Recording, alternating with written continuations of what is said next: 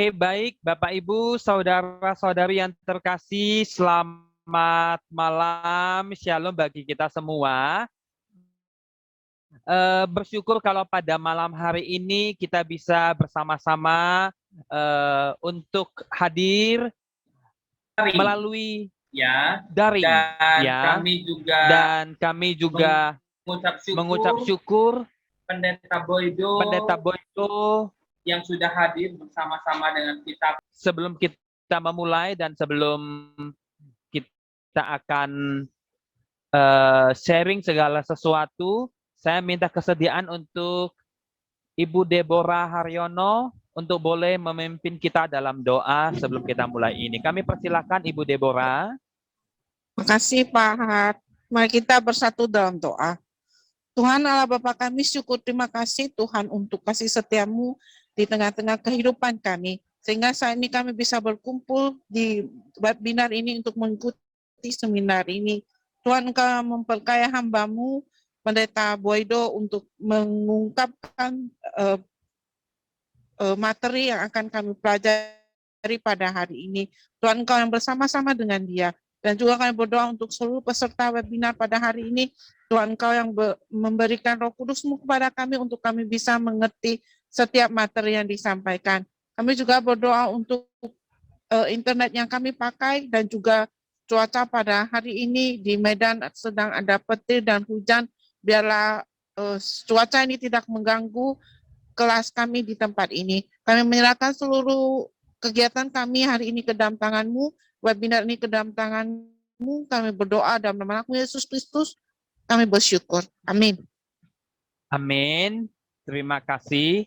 Bapak Ibu, saudara-saudara yang terkasih, kita bersyukur kalau pada malam hari ini Pak Boydo akan bersama-sama dengan kami semua, kita semua untuk sharing, berbagi, dan akan berdiskusi ya. Satu tema yaitu tentang misi Kristen dan dakwah Muslim, begitu ya. Bapak Ibu, saudara-saudara, Pendeta Boydo ini yang saya tahu ya, Pendeta Boydo ini seorang pendeta di gereja GPIB, dan selanjutnya saya rindu Pendeta Boydo akan memperkenalkan diri ya, dan saya pun belum banyak tahu gitu ya. Oke. Soal menghemat waktu. Baik, terima kasih Mas Haryono. Mudah-mudahan suara saya cukup terdengar baik ya. Baik, baik. Oke. Saudara-saudara yang dikasihi oleh Tuhan dan juga dari berbagai kalangan, barangkali juga dari lintas agama yang ikut hadir. Perkenalkan, saya Boydo Rajiv Hutagalung. Saya seorang pendeta. Saat ini melayani di Gereja Protestan Indonesia bagian Barat di Jemaat Immanuel Kota Batam. Tapi penugasan saya spesifiknya di sebuah pulau kecil di seberang Pulau Batam, namanya Pulau Lingka. Melayani hampir 100% suku laut yang kemudian menjadi salah satu basis pelayanan kami, dan juga kemarin saya meneliti di tempat ini untuk tesis saya S2 di UIN Sunan Kalijaga. Saya asalnya dari Pematang Siantar, Sumatera Utara. Jadi ya cukup familiar dengan areanya Mas Haryono, barangkali Bung Haryono ya. Biasa juga main ke Medan dan sekitarnya. Dan kemudian saya S1 lulusan Universitas Kristen Duta Wacana, Fakultas Teologi, dan S2-nya kemarin ditugaskan untuk belajar oleh gereja di Universitas Islam Negeri Sunan Kalijaga, Yogyakarta. Saya sudah menikah, anak saya satu, dan saya kira itu dulu perkenalan saya, lebih jauh lagi nanti dalam komunikasi selanjutnya. Terima kasih kesempatannya Mas Haryono dan teman-teman Grow with Christ Ministry ya. Oke, baik. Baik, thank you juga dengan Pendeta Boydo. Nah, Bapak Ibu, saudara-saudara, Pendeta Boydo juga saya pribadi sudah mengikuti seminar yang dibawakan oleh Pendeta Boydo, dan kami bersyukur ya, GWC bersyukur kalau pada malam hari ini beliau bisa hadir, bisa berbagi, dan satu tema yang saya pasti yakinkan bahwa ini tema yang dikuasai, sangat dikuasai oleh Pendeta Boydo. Ya, kita bersyukur ya, dan kita rindu biarlah apa yang kita sharingkan, yang akan dipaparkan, sungguh menjadi diskusi kita bukan hari ini saja, tapi ke depan dan selanjutnya. Bisa membuka wawasan kita tentang misi Kristen dan dakwah Muslim. Bapak Ibu, saudara-saudara, kami mempersilakan Bapak Ibu yang mau bertanya boleh melalui kolom chat. Tapi jikalau mau langsung bertanya boleh raise hand setelah materi.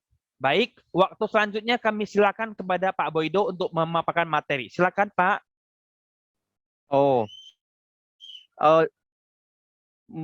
Mas Haryono, apakah mungkin dipandu dengan pertanyaan seperti talk show atau saya paparkan secara general dulu? Awal sebentar Oh, baik. sehingga ada memantik akan ada tanya Oh, jawab. baik.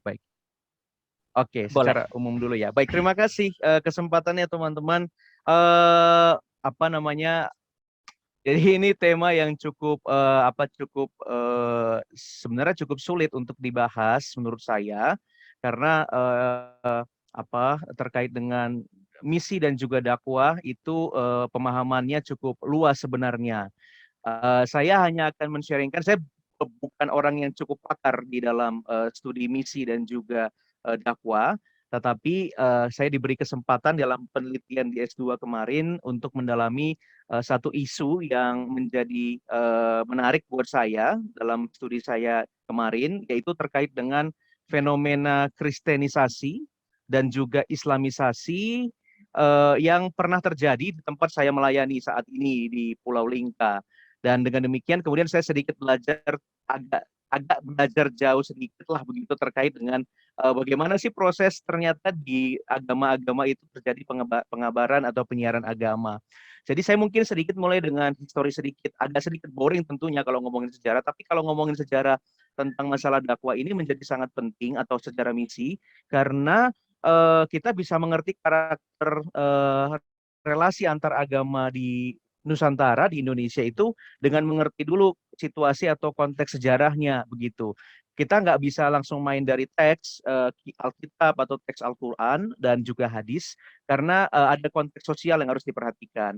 Saya pertama mungkin memberikan gambaran umum terkait dengan perkembangan Kristen yang misi dan dakwah yang saya sependek pemahaman saya.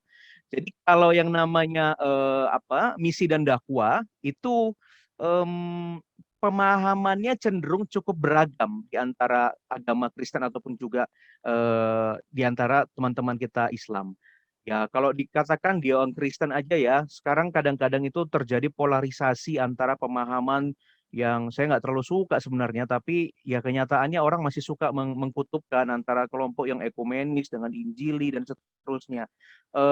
Itu nggak terlalu nyaman sebenarnya, tapi memang hal itu terjadi. Di mana pendekatan-pendekatan teologi tertentu, pemahaman-pemahaman tertentu terkait dengan Alkitab, itu akan mempengaruhi di mana orang itu melakukan misi gitu. Jadi kalau misalnya saya memandang dunia ini semuanya sesat, saya memandang dunia ini semuanya pendosa, maka kemudian saya akan bermisi itu layaknya Layaknya mungkin barangkali ilustrasinya Nuh.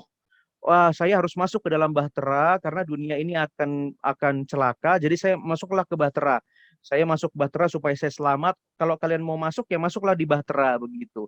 Jadi dunia ini kelihatannya jelek. Maka misinya tak lain adalah hanya menyelamatkan begitu ya, menyelamatkan karena dunia ini akan hancur dan seterusnya. Agak berbeda kalau pemahamannya adalah dunia ini gelap sehingga saya perlu menjadi sebuah mercusuar supaya terjadi terang di antara kita gitu. Cara nanti ekspresi misinya agak berbeda lagi gitu. Jadi memang pemahaman orang terhadap teks sucinya itu akan mempengaruhi dampak dari kegiatan misi yang dilakukannya.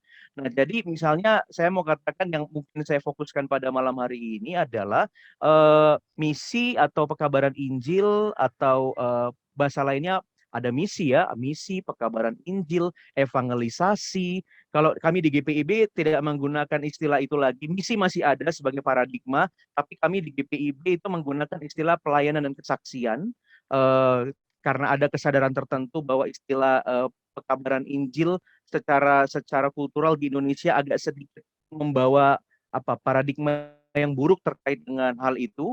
Jadi dan juga GPIB ingin menunjukkan tentang misalnya orientasi pelayanan misi kami itu adalah pelayanan kesaksian. Jadi ada macam-macam.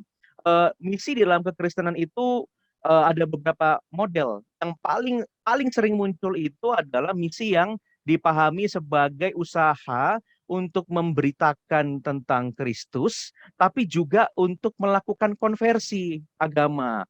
Harapannya adalah setelah orang itu mendengarkan tentang Kristus, tentang ide gagasan iman Kristen, lalu orang itu akan memberi dirinya dibaptis begitu.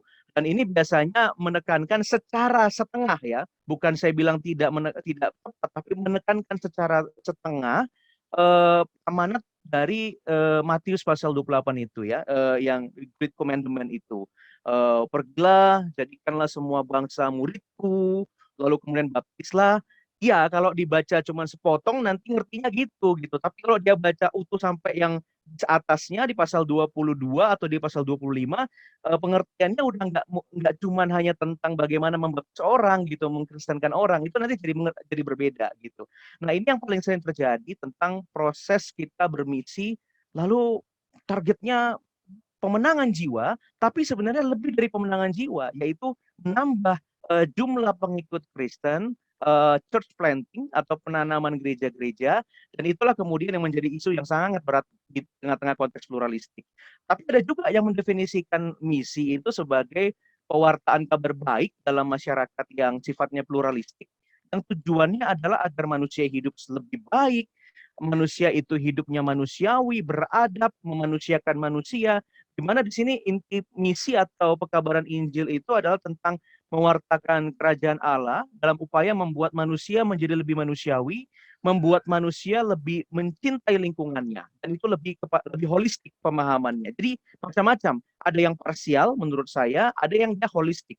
Ia mewartakan Kristus betul, harus menceritakan bersaksi tentang Kristus betul, tetapi orientasi akhirnya bukan semata-mata hanya untuk terkait dengan orang masuk pada kekristenan, tapi lebih kepada bagaimana membangun peradaban, membangun kehidupan bersama, menghadirkan datanglah kerajaanmu, jadilah kehendakmu di bumi seperti di sorga. Jadi mendatangkan situasi pemerintahan Allah yang damai itu bukan hanya mengajak orang, yuk kita nanti mau masuk sorga. Seolah-olah hidup ini hanya tentang bagaimana kita masuk sorga begitu. Padahal lebih dari sekedar itu yang diinginkan oleh Kristus pada kita. Dakwah juga seperti itu. Dakwah, kalau tadi misi itu kan dalam bahasa harafiahnya itu kan mirip dengan kata zending, pengutusan. Kalau dakwah dalam pengertian definisi harafiahnya itu adalah memanggil, mengajak. Jadi memang dakwah itu ya tujuannya mengajak begitu. Tapi soal ngajaknya ngapain? Ah, itu lagi-lagi pemahaman teologi. Ada yang memahami, oh mengajak itu adalah mengislamkan kamu. Karena Islam adalah agama yang paling benar. Bahkan ada pemahaman Islam adalah agamanya Allah. Sehingga kemudian orang itu harus masuk agamanya Allah gitu. Secara lembaga loh ya. Kita harus bicara juga nanti Islam huruf besar, I besar itu tentang Islam itu artinya orang yang tunduk kepada Allah, dan kita juga adalah orang yang tunduk kepada Allah. Tapi ada juga Islam kecil, ya Islam kecil ya, yang sifatnya lebih kepada lembaga gitu, lembaga keislaman. Nah, ini ada yang pemahamannya gitu. Jadi yang tadi Kristen ada yang pemahamannya, oh misi itu adalah kristenisasi. Di Islam juga ada, oh Islam dakwah itu adalah islamisasi.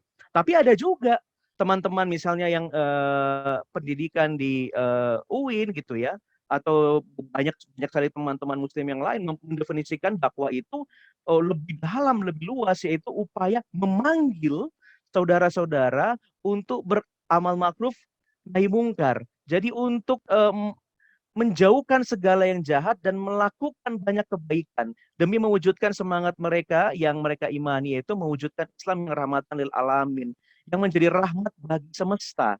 Jadi ini pemahamannya jadi mirip dengan misi holistik, bagaimana mewujudkan damai sejahtera, mewujudkan shalom. Nah, ini ada juga yang berpikiran seperti itu. Jadi mereka itu berkontribusi kepada masyarakat, kepada manusia, berhubungan dengan apa namanya kontribusi pengajaran keislaman, iya betul, pewartaan keislaman, tetapi juga ada kegiatan sosial yang terlibat dalam pembangunan masyarakat yang tidak berorientasi untuk mengubah agama orang lain gitu. Nah, jadi ini yang harus dimengerti bahwa ada beragam teman-teman pemahamannya tentang dakwah dan misi gitu. Jadi kita nggak boleh menganggap oh berarti kalau ngomong misi cuma hanya kristenisasi, nggak juga gitu. Nah, itu yang pertama dari soal definisi.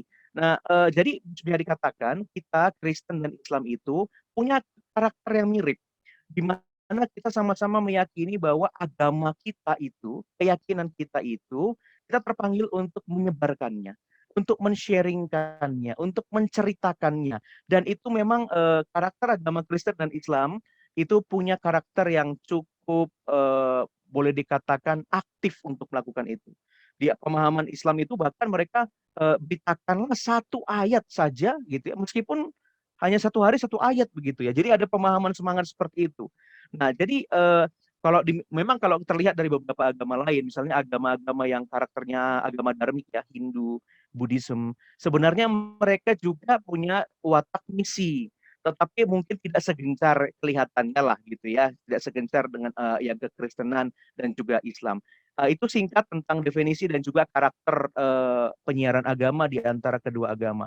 Yang berikutnya saya ingin sharing sedikit tentang story di Indonesia mengenai dakwah yang terjadi di Indonesia. Ya, prosesnya dakwah Islam dulu ya, baru kemudian meskipun kekristenan pertama masuk yang berkarakter kalau saya nggak salah mazhabnya ortodoks, tapi di daerah Pancur itu, tapi kemudian dia hilang, tidak melakukan aktivitas misi yang cukup serius sehingga tidak ada bukti historis terkait dengan aktivitas misi kekristenan ortodoks pada awal sebelum datangnya Islam.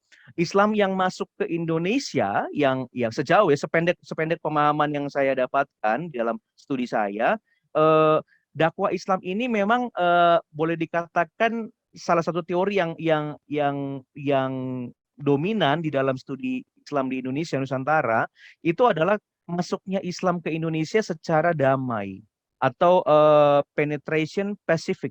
Jadi dia masuk berpenetrasi dan secara orang nggak sadar bahwa dia mendapatkan pengaruh nilai-nilai keislaman itu. Nah, karena apa? Pendekatannya kebudayaan. Dia berakulturasi, berasimilasi, dan seterusnya. Mereka masuk lewat jalur seperti katakanlah jalur perdagangan. Ya. Bisnis. Jadi kita bisnis kan, sambil bisnis, sambil menyebarkan agama. Kalau orang bisnis itu kan gini, yang dalam pemikirannya begini ya, kalau kalau dagangan kita diterima, dibeli ya syukur, kalau dagangan kita nggak dibeli ya sudah kan gitu. Kan bisnis kan begitu ya. Nah, jadi ya mental itu barangkali mungkin ada juga pada teman-teman yang dai-dai pada saat itu, para ulama pada saat itu. Dia bawa keislaman, ya dia tawarkan, dia ceritakan tentang keislaman. Ya kalau orang itu nangkep ya syukur, kalau enggak ya nggak apa-apa. Gitu. Jadi nggak ada pemaksaan, nggak ada kamu harus ya, kalau kamu nggak masuk Islam, kamu akan saya banting. Segara yang sejauh ini ditemukan, saya nggak tahu kalau ada teori yang lain, tapi sejauh ini belum ditemukan, belum cukup, atau saya belum tahu barangkali kalau ada yang sekeras itu di awal-awal ya. Nanti kalau di abad kerajaan Islam, itu ada yang keras seperti itu ada. Tapi ketika awal sehingga dia merata di seluruh Indonesia, pengaruhnya salah satunya adalah dengan cara yang seperti itu. Nah, jadi istilahnya sambil menyelam minum air lah pendekatannya. Nah, tapi juga harus diketahui strategi lain yang membuat Islam masuk di Indonesia menjadi cukup soft dan cukup menyebar rata karena pendekatan kulturalnya itu. Jadi para ulamanya itu menggunakan strategi kebudayaan. Pemahaman-pemahaman agama lokal, kan sebelumnya kan ada agama Hindu, ada agama Buddha, ada agama lokal begitu ya. Jadi kebudayaan-kebudayaan yang ada, kepercayaan-kepercayaan yang ada sebelumnya itu tidak langsung ditebas habis. Misalnya kan seringkali begini kan, orang kalau sudah jadi Kristen, semua kehidupanmu yang lama, buang kehidupan lamamu itu. Engkau adalah hidup baru, semua pegangan-pegangan dan seterusnya. Nah, Islam ini ketika perkembangannya di Indonesia nggak kayak gitu caranya. Mereka nggak langsung serta-merta membuang segala sesuatu, khususnya ekspresi-ekspresi keagamaan yang sifatnya kultural dari agama-agama sebelumnya. Jadi mereka menggunakan teknik itu. Covernya itu dipakai, misalnya ada wayang begitu ya. Nah, wayang itu tetap dipakai. Wayang itu ceritanya dulu tentang ajaran Hindu ya, tapi kemudian diisi dengan ajaran keislaman. Orang senang dengan cerita itu, menarik dengan cerita itu, dan tanpa sadar mereka telah mengalami dakwah Islam, teori komunikasi yang sangat menarik secara kultural. Lalu kemudian ada Sunan Bonang misalnya, mengajarkan berdakwah dengan musik. Dia mainkan musik gamelan dan orang bisa menerima secara psikologis, mereka terima dengan nyaman begitu. Atau pakai acara misalnya selamatan. Selamatan itu khas banget di Indonesia dan itu terkait dengan agama-agama sebelumnya. Silakan dipakai aja, nggak apa-apa lah, laksanakan aja Bapak Ibu. Tapi kita awali dengan doa ya, dengan doa Islam. Nah begitu, diawali ditutup dengan doa secara Islami. Nah pendekatan itu juga, atau misalnya untuk mendidik orang di dalam pemahaman keislaman, konsep asrama dalam Hindu tetap dipakai. Asrama dipakai yaitu dalam konsep pesantren. Pesantren itu khas banget Indonesia. Jadi mereka nggak merasa terlalu kontras antara kepercayaan lama dengan kepercayaan baru. Dan itu kecerdasan para ulama-ulama khususnya awal-awal yang masuk di Indonesia. Pendekatan kultural. Itu ciri khas dari misi Islam di konteks Nusantara. Bukan hanya di Indonesia tapi juga di tempat-tempat lain di Nusantara. Nah, misi Kristen di Indonesia unfortunately cukup kontras. Nah, masalahnya adalah, ini persoalannya adalah mungkin momen yang kurang tepat. Kolonial Belanda datang dengan cara tidak baik. Bukan hanya Belanda lah, tapi juga Portugis juga dan seterusnya ya. Mereka masuknya itu dengan semangat yang agak sedikit berbeda. Saya bicara sedikit dulu tentang Portugis, semangat yang terjadi. Jadi memang Injil, misi dan Injil kebudayaan itu seringkali akibatnya apa? Bukan akibatnya. Orang yang sudah masuk ke Kristen gitu di dalam pemahaman misi, seringkali kebudayaannya itu kemudian melekat gitu. Jadi orang yang masuk ke dalam kekristenan, budayanya itu melekat kemudian. Nah, jadi Injil kalau sudah terikat dalam sebuah kebudayaan, cenderung ketika dalam mewartakan Injil, budaya kebawa. Nah, Spanyol dan Portugis aktif sekali melakukan ekspansi, kepentingannya sebenarnya rempah-rempah, masuk ke negara-negara Asia, lalu kemudian menaklukkan. Nah, ini dia penaklukan ya, melakukan penaklukan negara-negara lain. Dan ada pemikiran negara taklukan itu harus dimasukkan ke Kristen. Dan ketika kemudian abad ke-18 ada gerakan pekabaran Injil kedua mulai masuk dari Eropa, ketika mereka masuk memberitakan Injil kepada masyarakat di Asia, mereka membawa budayanya Barat ke pemberitaan Injil itu. Jadi budaya Barat itu dianggap menjadi budaya yang normatif. Inilah budaya yang maju.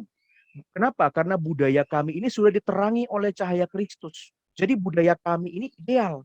Kalian ikut budaya kami. Paksa. Jadi kebudayaan lokal bukan hanya agama, kepercayaan, tapi ekspresi-ekspresi lokal itu dipaksa diganti. Akibatnya apa? Pertentangan terjadi di Asia. Makanya di Asia tetap sampai sekarang tidak pernah mayoritas Kristen. Sampai sekarang tetap kita multikultur di Asia karena cara masuknya keliru. Cara masuknya itu tidak mempertimbangkan konteks kultur setempat.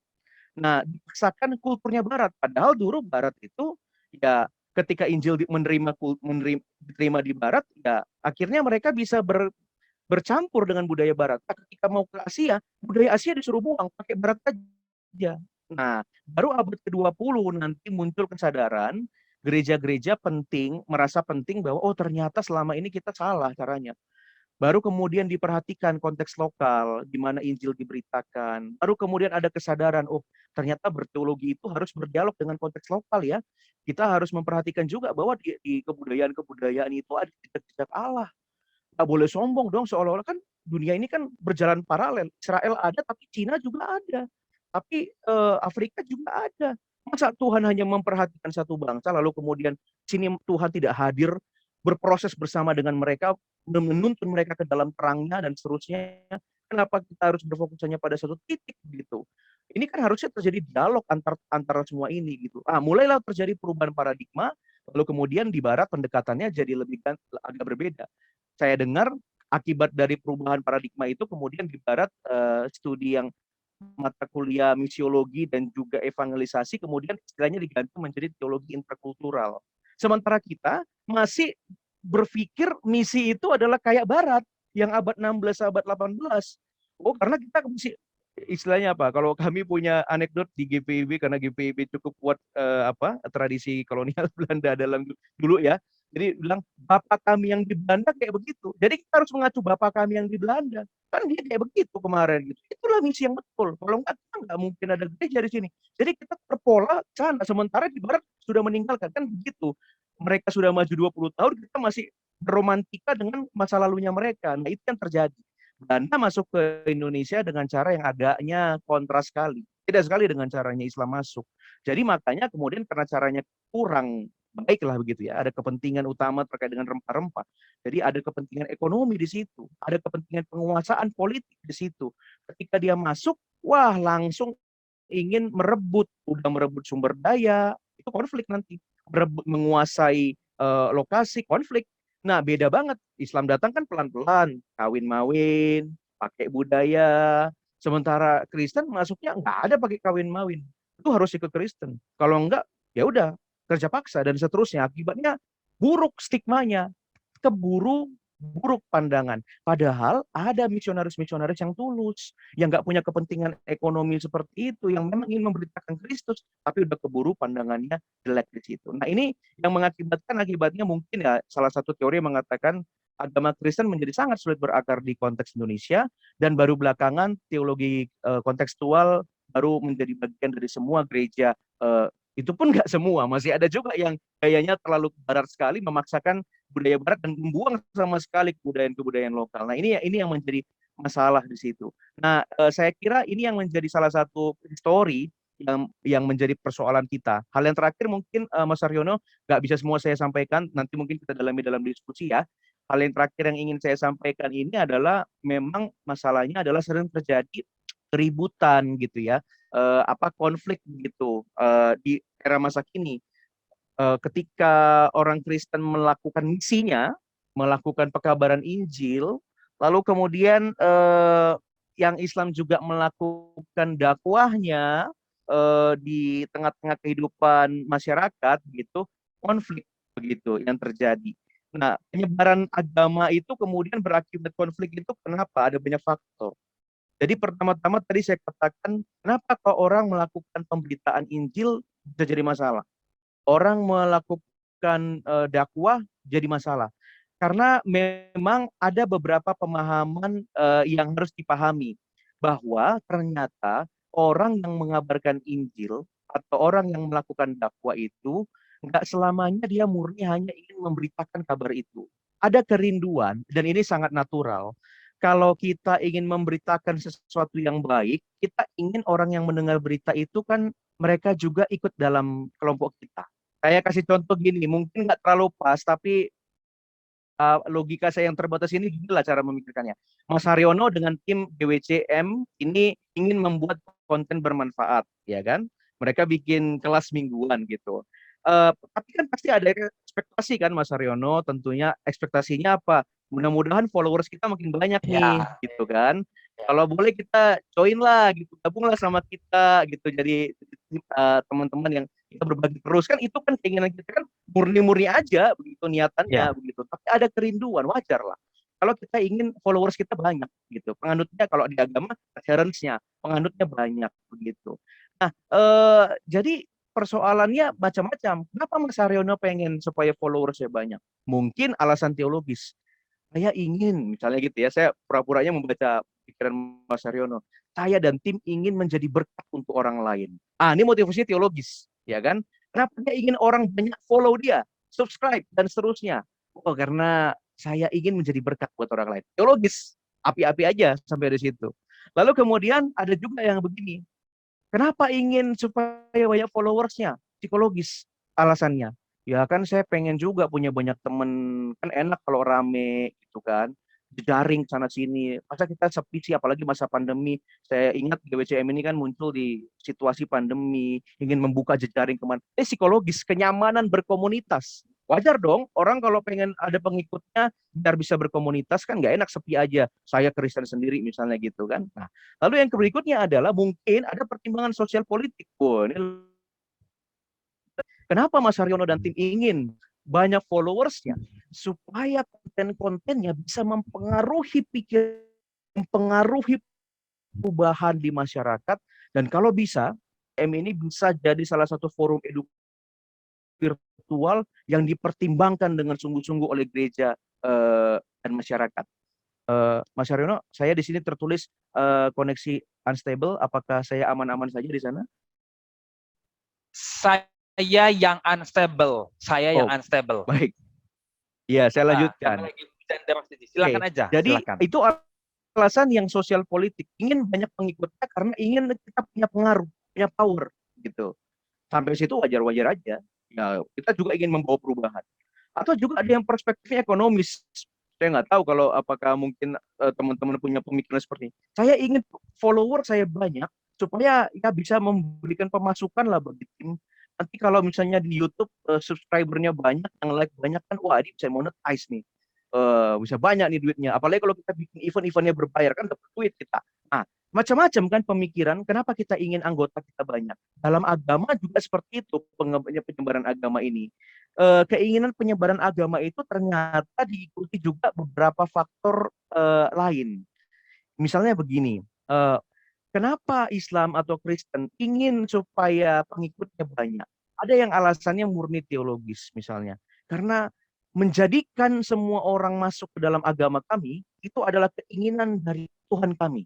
Tuhan kami memerintahkan kami harus menyelamatkan mereka. Itu teologis pemikirannya. Atau misalnya, dalam Islam misalnya, bahwa Islam itu adalah agamanya Allah. Semua orang harus dikembalikan pada fitrahnya dengan masuk Islam, misalnya begitu. Ini teologis. Jadi dia pengen banyak pengikutnya karena merasa diperintahkan untuk seperti itu. Tuhannya menyuruh dia seperti itu. Itu motivasi teologis. Ini bisa bermasalah? Bisa. Nanti yang kedua berikutnya apa lagi? Ada faktor psikologis. Kenapa Kristen Islam ingin pengikutnya banyak? Supaya lebih sejalan, lebih nyambung. Secara enak kan kalau satu komunitas Kristen itu nyambung, satu frekuensi. Kenapa orang menikah satu agama? Salah satunya mungkin seperti itu. Frekuensi, supaya nyambung, sejalan. Tapi ada juga, harus diakui, kenapa orang ingin pengikutnya banyak? Alasannya sosial politik. Karena supaya terbentuk komunitas yang seidentitas. Supaya kita menjadi cukup besar, kita kemudian berpengaruh pada masyarakat. Lalu kemudian dengan adanya gereja di sini, ada gereja di sana, maka kemudian lingkungan ini akan terpengaruh oleh nilai-nilai kita. Dan kemudian kalau boleh ya dalam proses agamaisasi ya, dalam sebuah kerajaan contohnya kalau di masa lalu, dengan cara menyatu agamakan semua penduduk, maka orang-orang akan lebih mudah dikontrol. Karena satu agama.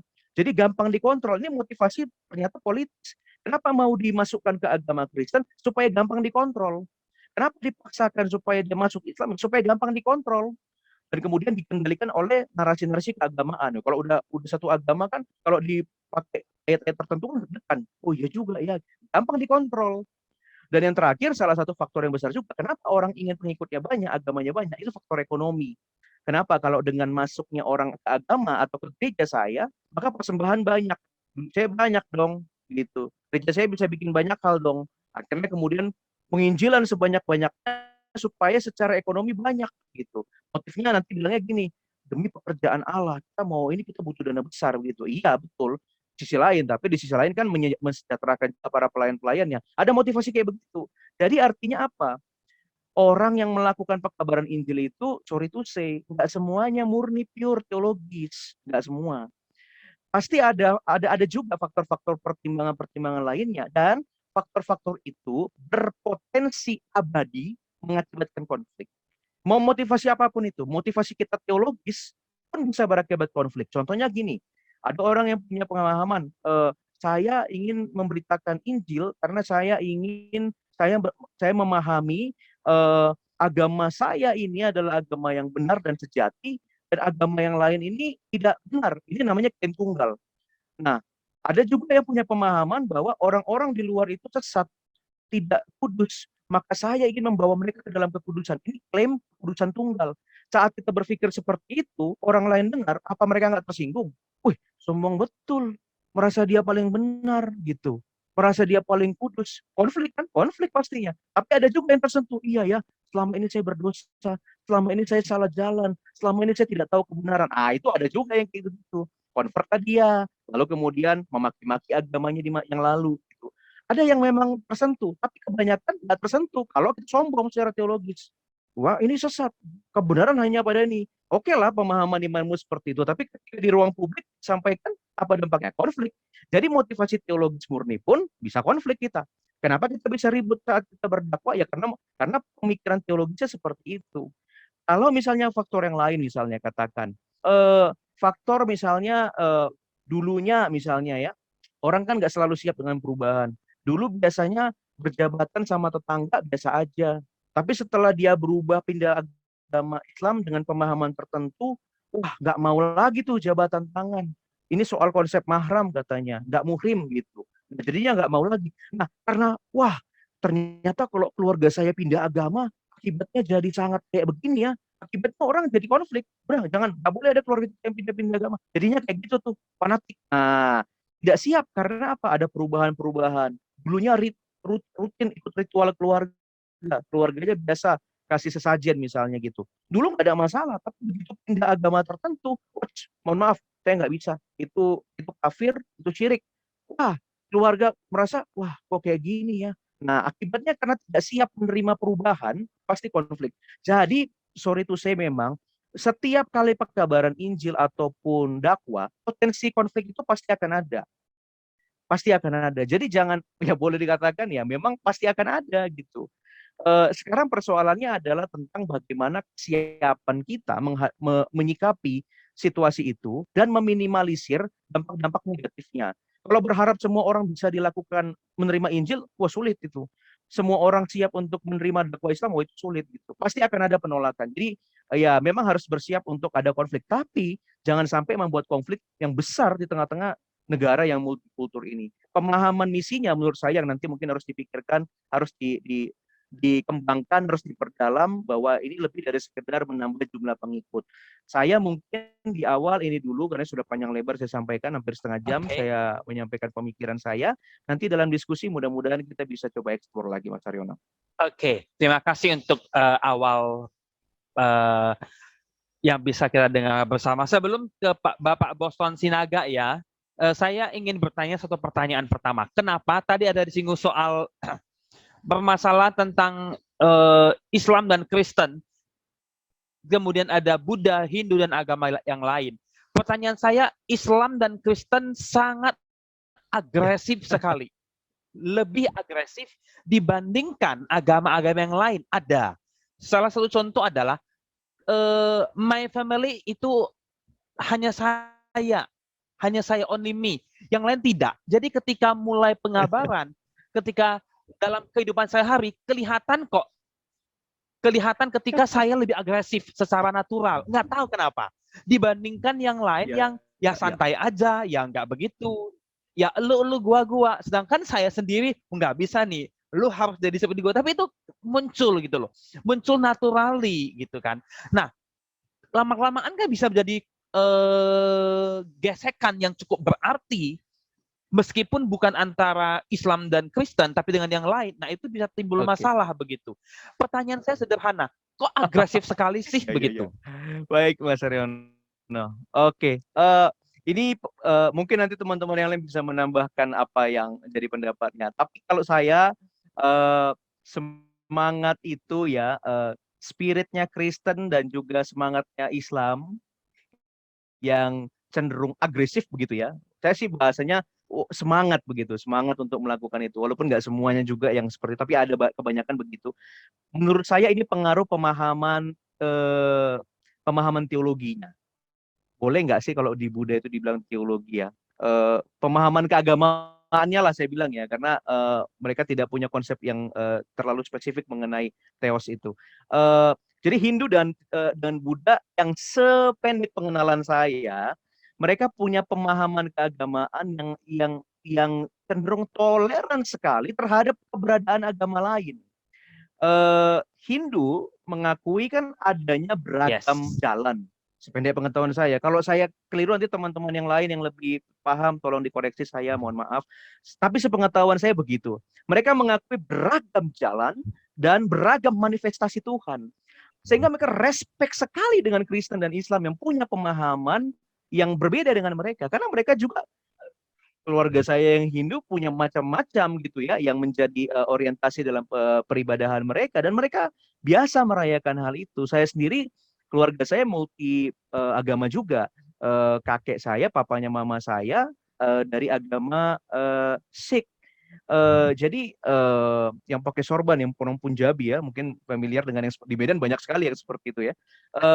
Jadi mama saya sekeluarga itu beda-beda agamanya.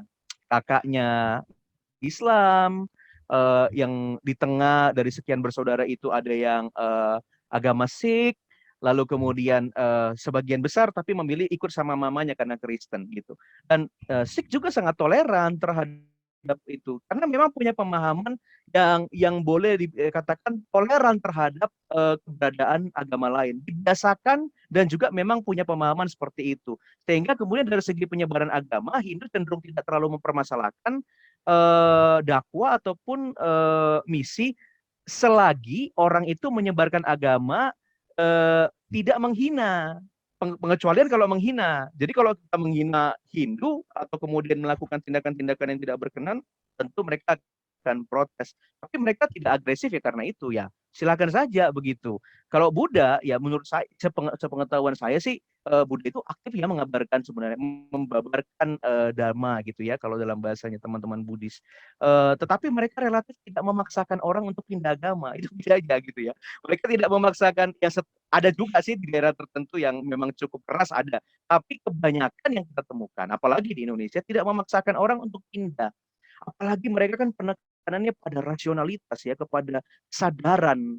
Jadi kalau memilih iman itu kesadaran begitu, bukan hanya karena kata ayat kayak begini, kata firman kayak begini. Enggak, mereka itu berangkat dari kesadaran, berangkat dari pengertian begitu untuk menghayati kehidupan.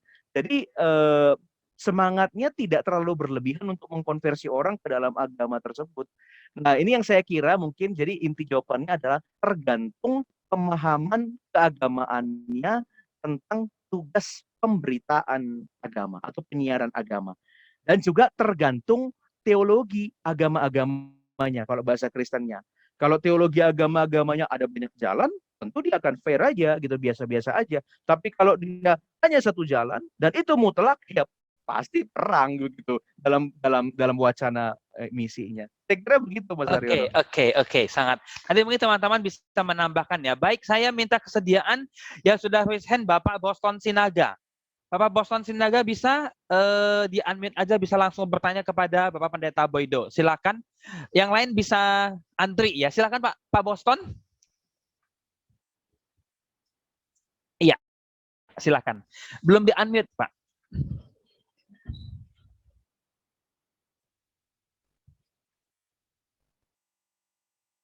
Boleh di-unmute Halo, dulu, belum Amang? di-unmute, Pak. Belum dibuka unmute suaranya. Oh iya, Sudah oke. kedengaran suara Wah, saya, Pak. sudah mantap, Amang.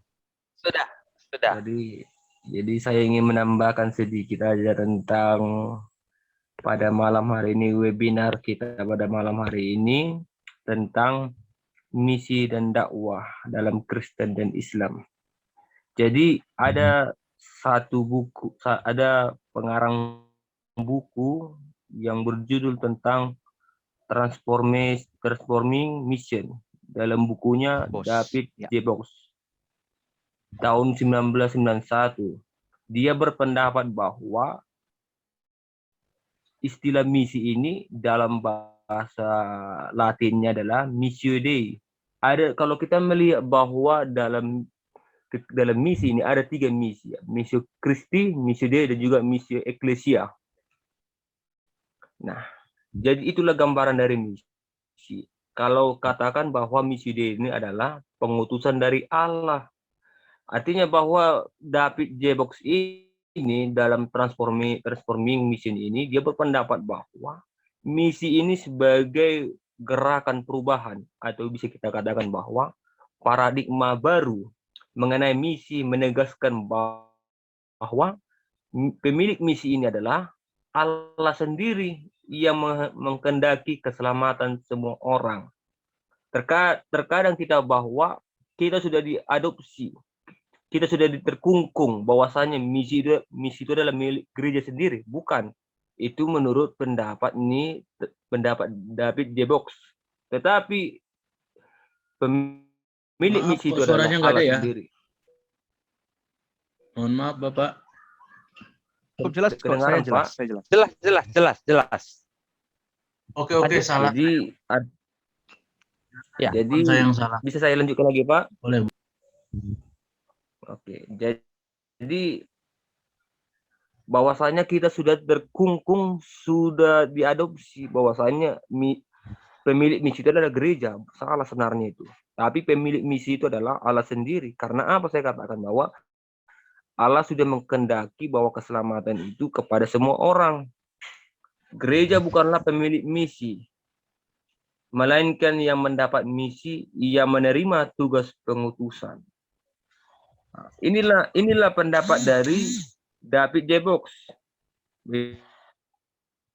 Itu menurut secara kekristenan, bahwa misi dalam Kristen ini adalah, yaitu di dalam Injil Matius 28 ayat 19 sampai 20. Nah, artinya bahwa misi Kristen adalah misi bagaimana supaya manusia itu mendapat keselamatan, mendapat kepercayaan, mendapat imannya makin bertumbuh.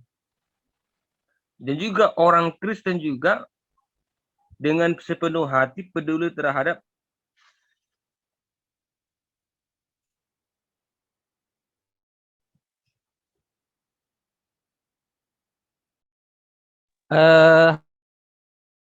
Halo, Pak Boston, suaranya kehilangan suara. orang Kristen tidak pandang bulu, tidak ada perbedaan. Semua sama di mata Tuhan. Itu menurut secara kekristenan. Tetapi menurut dakwah, menurut Islam, itu hampir sama dakwah dengan misi, tapi ada perbedaan. Jadi kalau kita melihat dalam dakwah Islam ini, kata dakwah ini juga bisa diartikan menjadi panggilan atau undangan atau seruan. Subjeknya adalah dari Allah, atau Rasul atau umat beriman. Jadi dakwah itu bisa juga itu terjemahan dari Al-Quran. Itu menurut dalam bahasa Indonesia yang diterbitkan oleh Departemen Agama RI, edisi baru, yaitu tahun 1995, memberikan pengertian.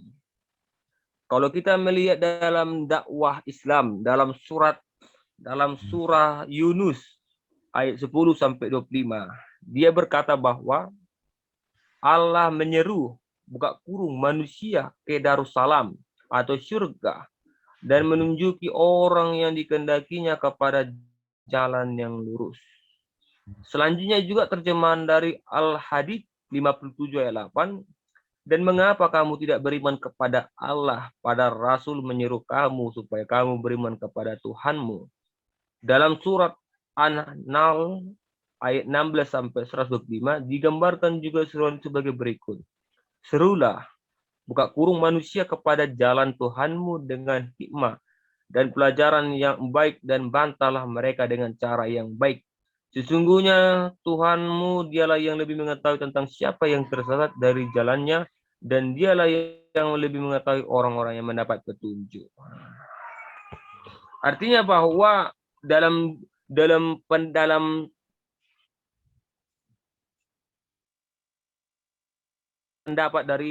dalam misi dakwah, dia berpendapat bahwa dalam Islam juga ada sebagai ketundukan kepada Allah. Dengan pembedaan itu,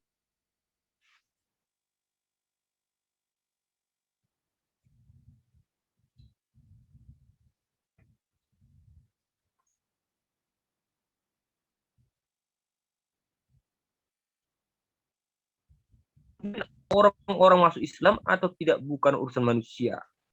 Buka kurung dai, karena pada hakikatnya hidayah itu adalah hak Allah semata.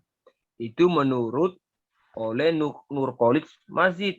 Tetapi menurut juga salah Pak satu Boston, Pak Boston, langsung ke pertanyaan, Pak. Kalau ada pertanyaan, biar nanti langsung bisa dijawab, Pak. Ada pertanyaan dari teori yang sudah dibacakan tadi. Ada pertanyaan untuk Pak Boydo. Saya ingin mau bertanya, ada dua pertanyaan, Pak. Silakan, Pak. Langsung bertanya aja, Pak.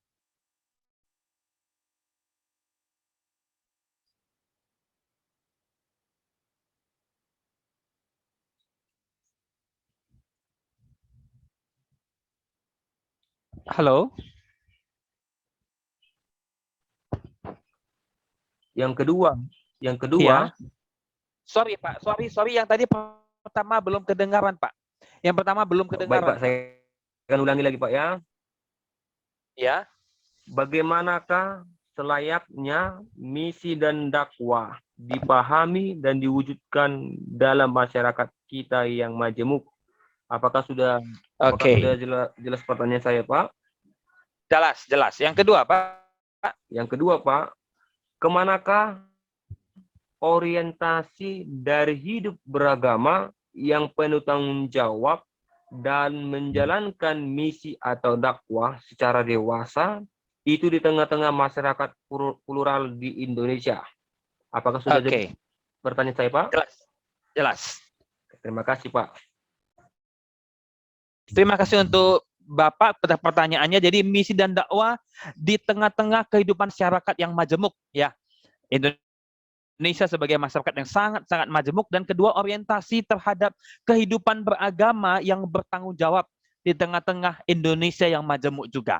Silakan Pak Boydo kalau ada tanggapan, ada jawaban yang bisa disampaikan. Ya, terima kasih untuk pertanyaannya Amang Boston Sinaga ya. Tadi sempat memberikan catatan di awal tentang Missio Dei, bahwa ini adalah misi dari Allah. Gereja jangan coba-coba untuk mengungkung, karena gereja itu pelayannya kerajaan Allah, bukan kerajaan Allah itu sepenuhnya begitu ya, tapi kita justru pelayan. Dan juga ada paradigma dakwah di sana. Sayang kesempatan kita terbatas, jadi kita nggak bisa sharing terlalu banyak. Ada pertanyaan tadi di sana yang saya ingin coba ini. Saya coba gabungkan untuk pertanyaan pertama dan kedua dalam pemikiran saya ya, untuk pemikiran yang saya pahami dan coba saya sampaikan mengenai dakwah dan juga misi di konteks plural Indonesia. Pertama begini, harus dipahami dulu kalau menurut saya bahwa misi menyebarkan pengutusan Kristiani untuk mewartakan Injil dalam pengertian yang luas ya, nggak cuma sekedar melakukan kristianisasi loh, karena orientasinya adalah mengabarkan kabar baik, berita keselamatan itu dalam kata dan juga karya, ataupun juga dakwah ketika saudara-saudara kita menyerukan apa yang mereka imani dan juga mereka mengajak pada kebaikan-kebaikan untuk menjauhi kemungkaran dan juga untuk mendekatkan diri pada kebaikan, mewujudkan peradaban yang baik. Baik Kristen maupun Islam sama-sama berhak sebagai warga negara dan juga sebagai manusia untuk menyampaikan apa yang menjadi pemikirannya. Jadi menurut saya legowolah, terbukalah, santailah ketika kita mendengarkan misi, melihat aktivitas misi dan juga dakwah, selagi menghargai norma-norma kemasyarakatan. Apa itu? Yaitu misalnya tidak melakukan misalnya menjelek-jelekkan agama lain gitu ya, menyesat-nyesatkan agama lain, mengkafir-kafirkan agama lain, dan macam-macam tindakan-tindakan hate speech begitu yang merendahkan sesamanya, karena itu melukai sesama, dan saya yakin itu tidak diperkenankan juga di dalam konteks keagamaan masing-masing, kecuali dia punya penafsiran yang keras terhadap bagian-bagian tertentu dan tidak terbuka pada penafsiran yang lain. Jadi dalam konteks yang pluralistik ini jangan alergi gitu dengar ini, dengar hal-hal yang perbedaan agama itu santai saja begitu, rayakan saja dengan penuh kasih dan penuh sukacita gitu ya. Bagaimana kita mau didengar orang lain, kita juga nggak mau dengerin orang lain. Saya paling sebel ngobrol sama orang yang hanya mau ngobrol, ngomong terus, lalu kita nggak diberi kesempatan untuk bicara dan juga nggak peduli dengan apa yang kita sampaikan. Itu paradigma yang sama juga berlaku dalam kehidupan sharing lintas iman, dakwah dan juga misi. Itu yang pertama. Yang kedua, dalam konteks keragaman agama yang ada di bangsa kita ini khususnya, tapi juga di tempat-tempat yang lain, memang misi itu perlu dipahami benar-benar secara holistik, secara menyeluruh dan secara utuh. Bahwa kekristenan itu misinya itu terutama itu adalah ya boleh dikatakan mewartakan, mewujudkan, mengejawantahkan nilai-nilainya kerajaan Allah yang dipahami oleh Kristen. Kenapa? Jadi kan pedoman misi kita katakanlah Yesus. Yesus itu pusatnya Injil. Apa yang dilakukan oleh Yesus gitu kan?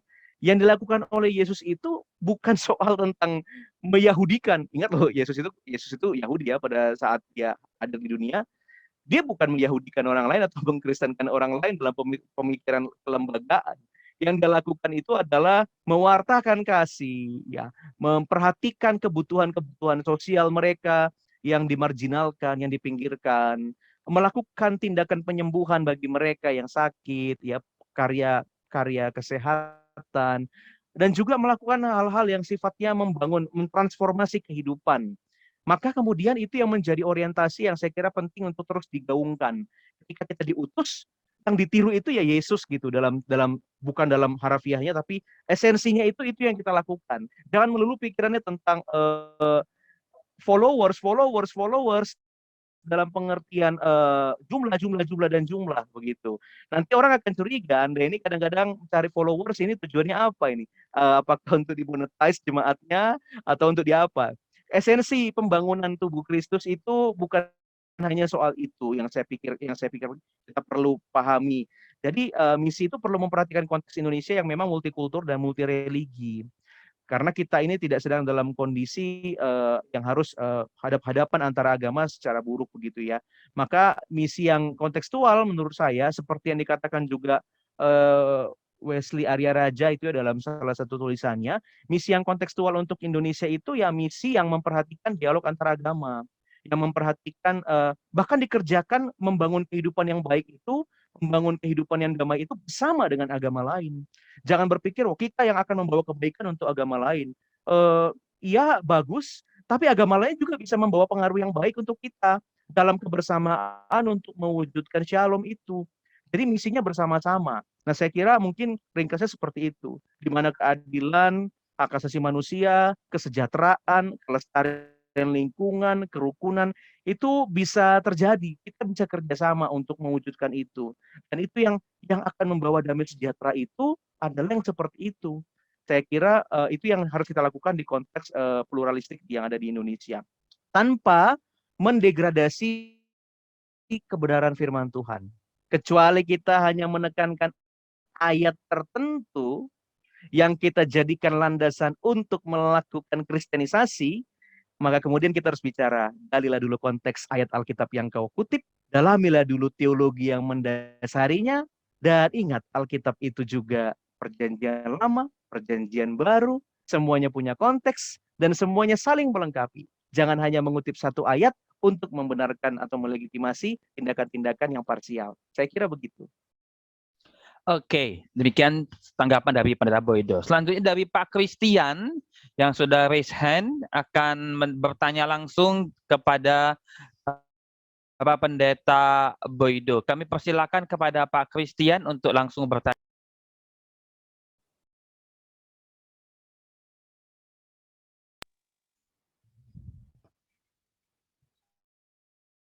Halo, Shalom, Pak Boyko Shalom Hutagalung. Pak Christian. Kebetulan saya juga orang Medan. Horas Maka sama. Silalahi. Ya, Horas juga emang. Yang mau saya tanyakan begini Pak, apakah memang teologi agama Islam dengan Kristen ini kan dengan judulnya, apakah itu pengaruh adopsi dari Timur Tengah itu seperti itu Pak ya? Maaf, agama Timur Tengah ini kan kuat dengan siarnya ya Pak ya. Siarnya, apakah itu pengaruh dari Timur Tengahnya? Karena yang saya tahu kayak tadi Bapak singgung soal Buddha, soal Hindu, itu kan tidak dari Timur Tengah ya Pak ya. Sementara Daniel Wallace, saya baca bukunya, bahwa Injil Matius pasal yang Injil Markus pasal yang ke 16. terakhir itu 15 atau 16 itu, ya itu manuskripnya itu aslinya tidak ada Pak. Itu hanya tambahan yang dikutip oleh banyak Matius pasal 28, jadikan semua bangsa muridku, baptislah mereka. Baptislah mereka itu sebenarnya tulisan manuskripnya itu aslinya itu salinannya itu tidak ada, itu cuma sampai Markus berapa gitu. Dan itu selebihnya itu ditambahkan. Nah ini kan kita ini sebenarnya sepertinya seperti orang-orang yang sedang lagi mabuk Mabuk agama ya Pak ya. Ya kan? Kalau kita mabuk minuman sih nggak Masalah juga, masalah Pak. Pak. Ini mabuk agama. Sama Ya, berbahayanya itu ya. maksudnya ya sama Betul. berbahaya itu maksud saya Pak. Benar Pak Utagaluh. Nah ini Kak, apakah ini berpengaruh dengan model gaya Timur Tengah sana Pak? Itu aja yang mau saya Baik. tanyakan. Karena kan dua agama ini memang adopsi dari sana, walaupun sebenarnya banyak kita tidak mengakuinya karena itu dari Tuhan. Padahal aslinya dari sana. Itu aja Pak yang mau saya tanyakan. Ya, Sama boleh aja, Mutagalung. Mulai Ateh. Oke, silakan Pak. Iya, Langsung menanggapi. baik. Saya pernah mendengar teori ini. Tapi memang belum berani mencoba memberikan pendapat yang cukup solid. Jadi mohon maaf Amang Christian, saya mungkin menjawab tidak terlalu memuaskan. Dan justru apa yang Amang sampaikan ini menjadi pemikiran dan saya pun jadinya pengen juga cari tahu apakah ada kaitan dengan tipologi agama-agama yang muncul dari Timur Tengah punya pengaruh terhadap agresifnya mereka melakukan gerakan syiar atau pekabaran agama itu ya. Ini menarik, saya nggak bisa menjawab secara solid, tetapi saya cuma mau menyampaikan apa yang pernah saya dengarkan dalam sebuah tanggapan terhadap tesis yang saya tulis. Salah satunya adalah kritik Profesor Titale pada saat itu ketika membaca tulisan saya yang menurut beliau masih terlalu triumfalis, masih terlalu perspektif kekristenan itu terlalu dominan mencoba melihat menilai agama lokalnya orang suku laut. Yang memang agama lokalnya orang suku laut, orang Asia ini memang kita secara teologis mengatakan bagi mereka itu animisme itu negatif orang suku laut ya. Wah itu kan penyembahan patung, penyembahan laut. Kalau mereka di sini ada namanya raja ikan begitu ya. Lalu kemudian kan teologi Kristen kan tidak sejahtera dengan keyakinan spirit yang seperti itu. Nah tapi Profesor Titale mengatakan pada saya pemahamanmu terlalu khas Timur Tengah yang monoteis kencang sekali begitu, keras sekali begitu untuk menilai keberagaman yang ada. Nah, itu sebuah kritik. Jadi beliau sempat cerita juga dalam penyampaiannya kritiknya bahwa agama-agama Timur Tengah memang punya karakter yang cukup keras dan mempertahankan pendapat dengan sangat kuat. Tapi kalau dibilang syiarnya atau semangat untuk memberitakan itu cukup kuat, mungkin enggak juga. Karena apa? Saya perhatikan kalau kita lihat ya, ini lagi-lagi masalah teologi, persoalan teologi. Israel tidak terlalu berhasil untuk menjadi terang Allah begitu ya, menjadi terang bagi bangsa-bangsa lain. Sehingga kemudian ada pemahaman teologi perjanjian lama itu kemudian menjadi perjanjian yang harus dibaharui. Karena ternyata tidak menjadi terang yang cukup signifikan untuk bangsa-bangsa lain. Malah cenderung eksklusif. Boleh dibilang malah mereka tidak punya semangat untuk mewartakan Allah itu, Yahweh itu, kepada bangsa-bangsa lain. Ya menganggap Allahnya itulah yang benar, dan kemudian tidak ada semangat untuk memberitakan keagungan itu. Mungkin saya salah, teman-teman yang mengkaji perjanjian lama, mohon saya dikoreksi. Tapi saya melihat kalau begitu agama Yahudi kuno, Israel kuno, nggak terlalu kuat tuh, gaungnya tidak sampai kemana-mana, cuma sampai di Palestina dan sekitarnya saja. Tapi Islam dan Kristen jelas dia syiarnya luar biasa begitu. Jadi menurut saya memang ini nampaknya bisa jadi memang ada pengaruh, tetapi saya belum bisa juga menunjukkan bukti-bukti yang kuat atau teori-teori yang kuat untuk menggarisbawahi itu. Kita coba simpan, kita coba cari sama-sama nanti lain waktu kita diskusi. Tapi juga menurut saya ada juga kelemahan dari teori itu karena tidak semua agama-agama yang lahir dari Timur Tengah punya semangat untuk agresif memberitakan agamanya. Kalau menurut saya justru sebenarnya adalah masalahnya atau bukan masalahnya, penyebab semangat ledakan semangat untuk memberitakan kemana-mana itu justru hadir dari pemahamannya terhadap wahyu, pemahamannya terhadap tugas dari Allah, dan keinginannya untuk mentransformasi secara luas. Jadi dia tidak monokultur, tapi justru multikultur. Ketika Kristen melalui Paulus yang semangat sekali melakukan itu bersama dengan Barnabas, memahaminya, oh Yesus ini kan multikultur sekali. Dia kemana-mana, dia orang Samaria, orang Kanaan, dan kemudian bangsa-bangsa, paradigmanya sangat luas. Beda banget nih dengan rabi-rabi Yahudi yang eksklusif. Sehingga kemudian itu menjadi semangat bagi Paulus dan Barnabas untuk memberitakan kemana-mana. Semangat teologi seperti itu yang membuat mereka semangat menyebarkan. Islam juga seperti itu. Meyakini bahwa agama Islam ini bukan hanya untuk orang yang ada di Arab dan sekitarnya. Bukan hanya untuk ada satu suku, tapi juga untuk suku-suku yang lain, untuk menghasilkan situasi yang berbeda begitu bagi masyarakat. Jadi mereka semangat kemana-mana. Jadi menurut saya mungkin lebih kepada pemahamannya terhadap wahyu dari Allahnya sendiri. Nah, tapi untuk sementara itu dulu komentar saya. Dengan berat hati tidak bisa memuaskan Pak Christian. Lain waktu, Amang, kita mungkin bisa dapat informasi lebih lanjut. Saya kira begitu, Amang Christian dan juga Bang Haryono. Oke. Tadi dari Pak Boston ada sedikit mau menambahkan dan menyanggah. Silakan Pak Boston. Saya berikan waktu 1 menit untuk boleh mau bertanya ulang atau apa boleh. Kalau ada tambahan silakan. Baik Pak, terima kasih. Saya ingin menyanggah dari perkataan dari Amang Hutagalu. Jadi Bapak Amang tadi mengatakan bahwa yang saya tangkap tadi bahwa dakwah itu juga sebagai dakwah Islam itu adalah sebagai jalan yang benar. Itu menurut Islam. Tapi Pak, yang mau saya katakan sini Pak, bisa saya menyangkutkan tentang pertanyaan. Kalau begitu Pak, dalam dakwah Islam itu adalah jalan yang benar. Nah, jadi yang menjadi pertanyaan saya adalah kalau itu benar, dakwah itu sebagai jalan yang benar. Kenapa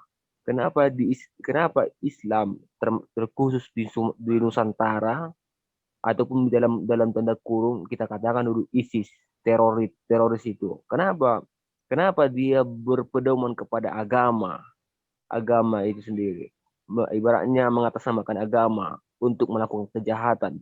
Padahal Bapak bilang tadi dakwah Islam itu adalah menunjukkan jalan yang benar.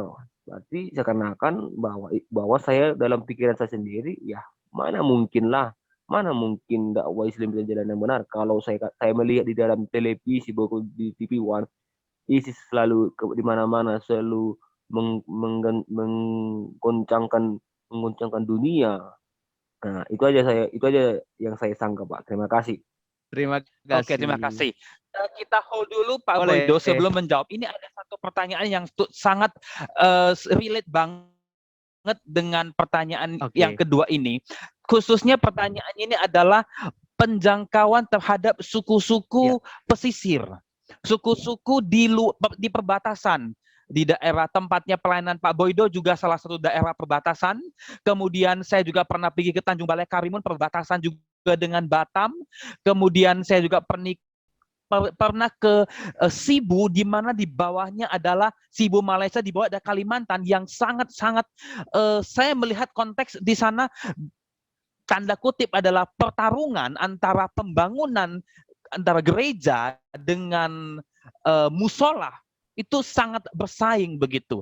Nah, kalau seperti pertanyaan tadi yang dikatakan oleh Pak Boston, kalau dakwah itu dikatakan adalah sesuatu yang membawa kebenaran, nah, apakah misi kita dan mereka itu benar begitu?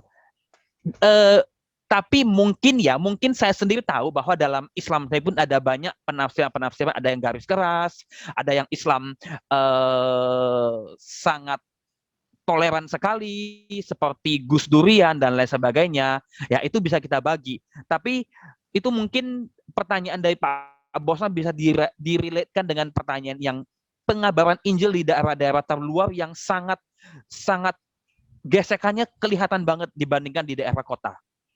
Silakan Pak. Maksudnya, terima kasih, Amang Boston. Jadi gini, soal tentang misalnya begitu kan, apa bisa dikatakan jalannya benar kita? apakah agama Kristen itu di Eropa sempat ratusan tahun perbudakan itu dibolehkan. Mereka Kristen loh. Tapi kenapa mereka melakukan perbudakan terhadap orang yang berkulit hitam? Mereka Kristen loh. Tapi ya lama sekali perjuangan itu. Apakah diperbolehkan perbudakan itu? Kalau mereka benar, masa begitu? Atau dibalikkan lagi dalam sejarah misi Kristen. Kalau memang jalan kekristenan itu benar, lalu kemudian kenapa mereka melakukan penaklukan kepada bangsa-bangsa lain? Lalu kemudian memaksa untuk melakukan kerja paksa. Bukannya Belanda itu adalah Kristen dan Allahnya mengajarkan kasih. Kenapa kita disuruh untuk melakukan pekerjaan paksa? Jadi nanti dibalikkan lagi begitu. Jadi saya boleh katakan belum tentu orang dengan pemahaman agama tertentu lalu konsisten dengan perbuatannya.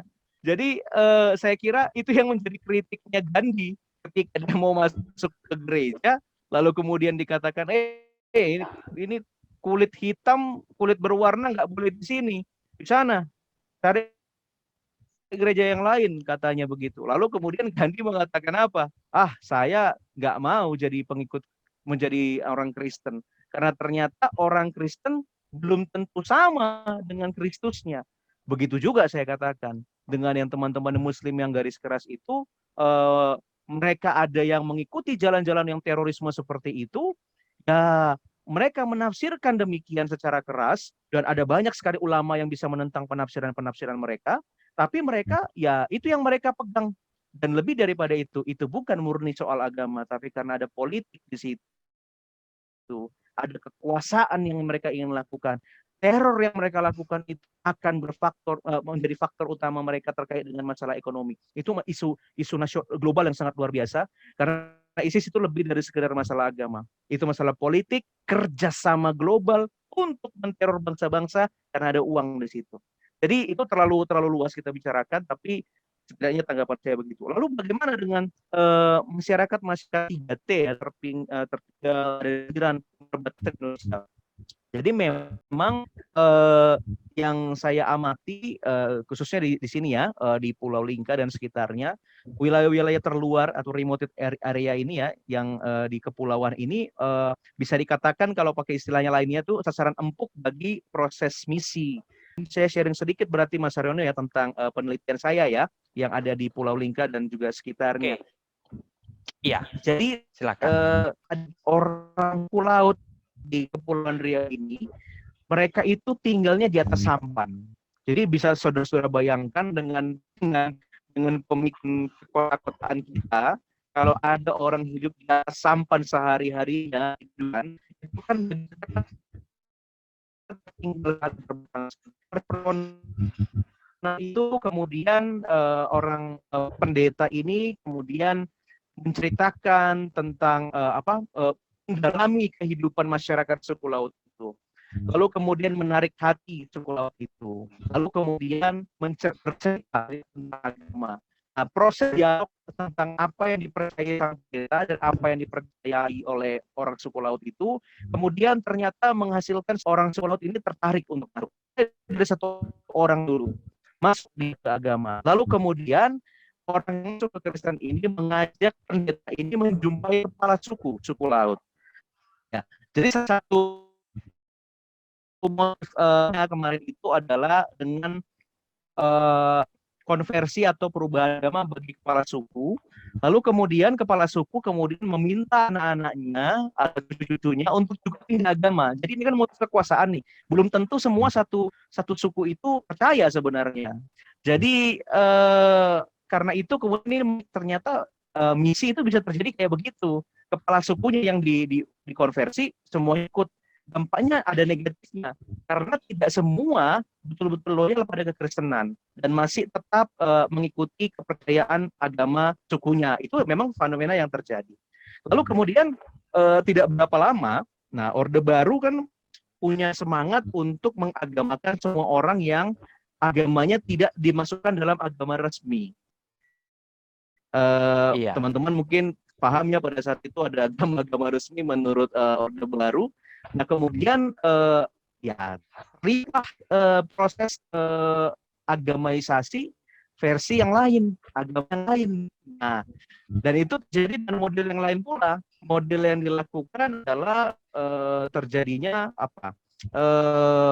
Misalnya ke komunitas Kristen yang ada di pulau orang suku laut.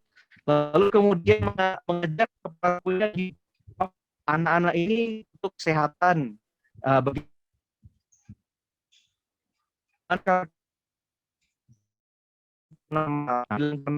apalagi dari oknum pemerintah saja untuk anak-anak remaja di bawah masa.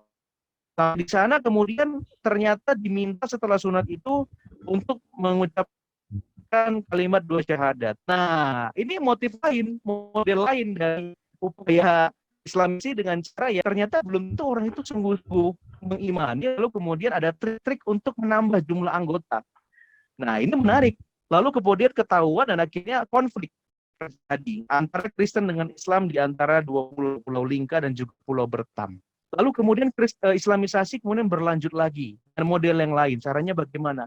Menawarkan adanya bantuan rumah, pembangunan rumah di atas pesisir, rumah yang permanen karena mereka masih tinggal di sampan, difasilitasi semua isinya, kemudian rutin ada bantuan-bantuan. Lalu kemudian orang mulai berpikir, wah, masuk agama Islam ternyata menarik ya, ada bantuan-bantuan sosial, begitu.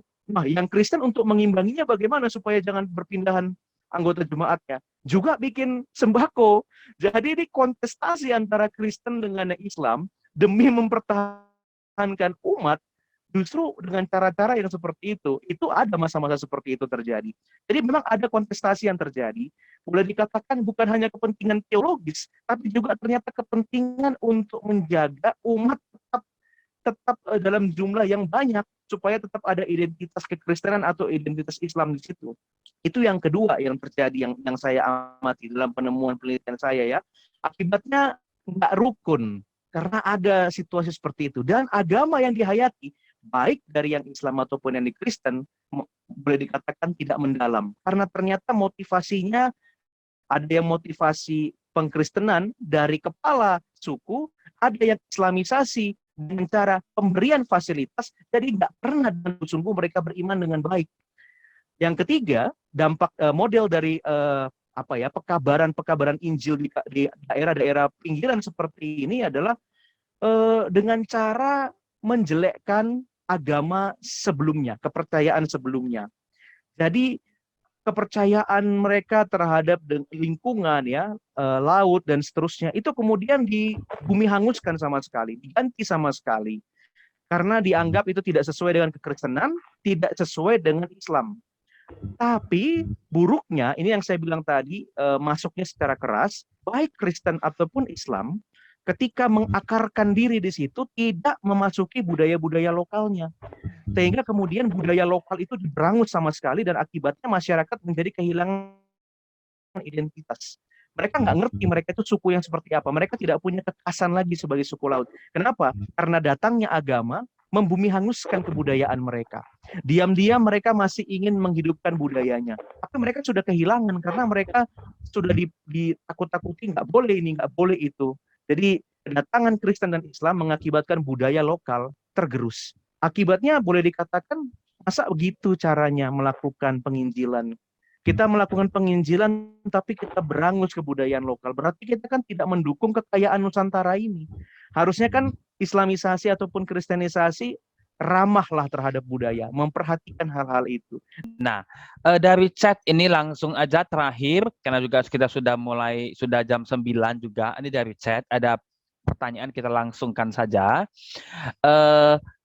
Ala orang Kristen dari Bapak Togado Siburian, ya, sama pertanyaannya. Apakah ala orang Kristen dan Muslim sama? Kemudian, apakah beda evangelism dan evangelization? Gitu, dua pertanyaan yang terakhir yang mungkin akan ditanyakan begitu. Baik. Wah, ini saya berhormat. Ini Pak Togado Siburian, penulis buku itu ya? Iya betul, beliau adalah dosen di STB Bandung. Saya merasa terhormat hormat Pak Togar Desimunian pernah juga berjumpa di Jogja. Wah, ini Bang pertanyaannya bikin deg-degan ya Bang. Memang Aduh. kalau Pak Togar itu bertanya selalu deg-degan. Iya, Bang. Kita kenal itu orang pokoknya. Baik, Bang. Iya, jadi saya tidak selalu menjawab tentang evangelism dan evangelization ini. Jujur saya menjawabnya karena ini pengertian istilah dan juga pengalaman tentang saya tidak bisa bagian yang itu. Jadi tapi kayak tadi itu ya, kalau bagaimana seharusnya kristenisasi bagi anggota gereja. Jadi anggota gereja tetap perlu kristenisasi juga Bang ya, karena ternyata ya saya katakan begini, ini misalnya kayak di Pulau Lingka, ternyata meskipun sudah dilakukan proses penyebaran Injil, bahkan sudah terjadi konversi, ternyata sekian tahun berjalan, ternyata umat Kristennya berikan agama banyak sekali di sini. Dan ternyata proses itu butuh banyak pendalaman lagi. Katakan sudah keburu kita melakukan penginjilan itu menggunakan motif-motif yang karena dukungan sembako, dukungan sifatnya pemberian material. Akibatnya orang tidak sungguh-sungguh mau masuk ke dalam tertentu itu memang berdasarkan kesadaran atau keimanannya. Maksud saya ngomong tentang penginjil dulu. Penginjil yang baik itu adalah pewartaan kebenaran yang memang tulus dan jujur, menyampaikan, mengajak orang kalau memang itu diinginkan dan tidak salah untuk menerima apa yang kita. Tapi kalau memang dia ternyata tidak mengimani itu, sebaiknya kita tidak usah memaksakan seperti yang terjadi lihat di beberapa tempat. Karena dengan jumlah yang banyak secara statistik, tapi ternyata tidak cukup mendalam keimanannya. Itu yang terjadi. Nah, itu yang pertama. Dan bagaimana melakukannya prosesnya dalam perjalanannya ya, kami harus bekerja sangat keras, bekerja ekstra sekali untuk melakukan pemuritan di tempat ini ya, kalau bahasanya begitu, pemuritan. Karena banyak sekali yang ternyata memilih untuk masuk Kristen, tetapi karena ada motivasi yang sifatnya eksternal bukan internal. Karena itu pekabaran Injil yang baik adalah yang betul-betul diusahakan secara internal, bukan hanya sekedar mengkristenkan. Jumlahnya banyak, tetapi kemudian kerumitan tersendiri yang akan terjadi dalam perkembangan ke depannya. Jadi kami ya bingung dengan situasi begini ya. Jemaat saya masih banyak yang ada beberapa itu yang memang dukun. Itu kan unik sekali itu, pemuritan terhadap dukun itu menarik sekali ya. Jadi dialognya terjadi seperti apa itu rumit juga yang terjadi. Itu yang terjadi kalau kita ternyata memaksakan orang masuk ke dalam agama tapi sebenarnya mereka tidak ingin mendalami dengan sungguh. Saya kira itu dulu komentar sangat terbatas saya, Amang Togar. Mohon dimaafkan ini. Oke. Kayaknya Pendeta Boydo dengan Pak Togar boleh saling bertukar handphone ini ya. Saling belajar. Ini ada komentar nih, kayaknya pertanyaannya Pak Togar itu pertanyaan sidang, ujian sidang ini. Oke, baik, kita akan mengakhiri. Nah, kami juga sangat bersyukur ya kalau Pak Boydo bisa bergabung pada malam hari ini. Di tempat yang jauh, tempat yang sangat jauh ya, bahwa Pak Boydo bisa setia dan melayani Tuhan, dan Pak Boydo bisa sungguh-sungguh menjadi seorang gembala, dan luar biasa Pak Boydo juga sedang dalam proses penulisan untuk proposal mengambil S3 ya di Jogja kembali ya. Dan ini satu hal yang sangat luar biasa, dan kami rindu, ini juga satu kerinduan kita semua untuk boleh tidak serta-merta mendalami kekristenan, tapi kita belajar banyak hal, dan melalui Pak Boydo kita bisa sama-sama belajar. Mungkin ini cuma sedikit, tapi biar kita terus menggali dan terus menggali. Ya. Terima kasih untuk teman-teman, untuk respon, untuk tanggapan, dan untuk semuanya. Sudah pukul 21.01, baik, kita akan mengakhiri untuk event kita pada malam hari ini. Saya akan menutup dalam doa. Terima kasih Tuhan kalau pada malam hari ini kami boleh belajar, kami boleh berbagi, sharing, kami boleh mengetahui, kami boleh saling mendiskusikan perihal tentang dakwah dan misi kekristenan. Kami percaya Tuhan bahwa Tuhan yang akan melengkapi, Tuhan yang akan menambahkan hikmat bijaksana kepada kami semua. Sehingga pemahaman-pemahaman sederhana boleh Tuhan bukakan, boleh Tuhan tambahkan. Sehingga sungguh-sungguh kami boleh belajar lebih banyak lagi. Kami mengucap syukur buat hamba-Mu, Bapak Pendeta Boydo yang setia melayani di daerah yang luar. Kemudian kami juga rindu Tuhan, Tuhan tambahkan hikmat bijaksana sehingga pelayanan hamba-Mu boleh menjadi berkat bagi setiap jemaat di sana dan bagi daerah di sana. Kami serahkan setiap kami Tuhan, kesehatan kami, buat istirahat kami pada malam hari ini. Kami serahkan dalam tangan kuasa Tuhan. Dalam nama Tuhan Yesus kami berdoa dan kami mengucap syukur. Amin.